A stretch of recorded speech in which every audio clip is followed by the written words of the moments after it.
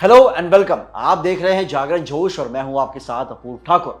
दोस्तों, देश के विकास के लिए एजुकेशन सबसे जरूरी चाबी होती है, लेकिन हमारी सरकारी शिक्षा व्यवस्था अक्सर ढुलमुल रवैये की वजह से सवालों के घेरे में रहती है। कभी टीचर्स का लेट लतीफ आना तो कभी स्कूलों में बुनियादी सुविधाओं की कमी। लेकिन बिहार के बिहार शरीफ यानी नालंदा जिले से एक बहुत बड़ी और सकारात्मक खबर सामने आ रही है। वहां के डीएम शेखर आनंद ने जिले की शिक्षा व्यवस्था को पूरी तरह सुधारने के लिए कड़ा रुख अपना लिया है। कलेक्ट्रेट में हुई एक हाई लेवल रिव्यू मीटिंग में डीएम साहब ने शिक्षा विभाग के अधिकारियों को ऐसी दो टूक हिदायतें दी है जिससे हड़कंप मच गया है। आज के इस वीडियो में हम आपको बताएंगे कि डीएम साहब के इन सख्त निर्देशों से सरकारी स्कूलों की तस्वीर कैसे बदलने वाली है। दोस्तों, इस मीटिंग का सबसे पहला और बड़ा एजेंडा था शिक्षकों की लेट लतीफी और अटेंडेंस पर लगाम लगाना। अक्सर शिकायतें आती हैं कि सरकारी स्कूलों में टीचर्स समय पर नहीं आते। इस पर एक्शन लेते हुए डीएम शेखर आनंद ने अधिकारियों को स्पष्ट निर्देश दिया है कि ई शिक्षा कोष ऐप पर सभी टीचर्स की 100% यानी 100% हाजिरी हर हाल में सुनिश्चित की जाए।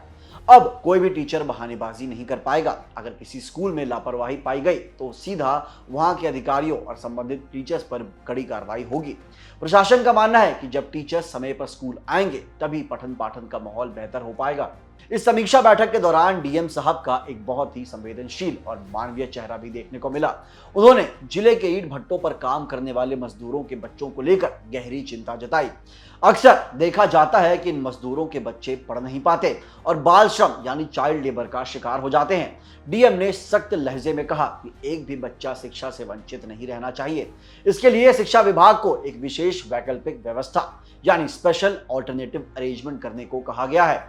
इन बच्चों को मुख्य धारा से जोड़ने के लिए प्रोजेक्ट स्वाभिमान और पीएम पोषण यानी मिड डे मील योजना को पूरी पारदर्शिता और प्रभावी ढंग से लागू करने के निर्देश दिए गए हैं, ताकि बच्चों को पढ़ाई के साथ साथ अच्छा पोषण भी मिल सके। इसके अलावा स्कूलों की बुनियादी सुविधाओं यानी बेसिक इंफ्रास्ट्रक्चर को लेकर भी कई गाइडलाइंस जारी की गई हैं। डीएम ने कहा कि हर स्कूल में साफ सफाई, निर्बाध बिजली यानी अनइंटरप्टेड पावर सप्लाई और शुद्ध पेयजल यानी प्योर ड्रिंकिंग वाटर की व्यवस्था होनी ही चाहिए। साथ ही नए आईसीटी लैब्स और मॉडल स्कूलों के निर्माण कार्य में तेजी लाने के आदेश भी दिए गए हैं।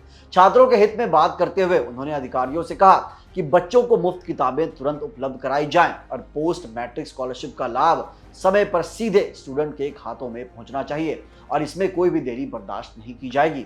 इसके अलावा सभी स्कूलों में विद्यालय प्रबंधन समिति यानी स्कूल मैनेजमेंट कमेटी की बैठकें भी नियमित रूप से आयोजित करने के निर्देश दिए गए हैं।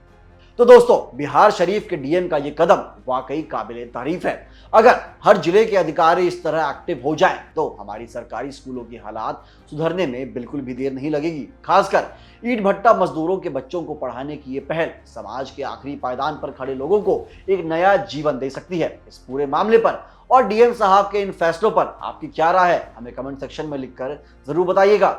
और अगर आपको ये वीडियो इन्फॉर्मेटिव लगी हो तो इसे लाइक और शेयर करना बिल्कुल भी ना भूलें। मिलते हैं अगली वीडियो में। जय हिंद।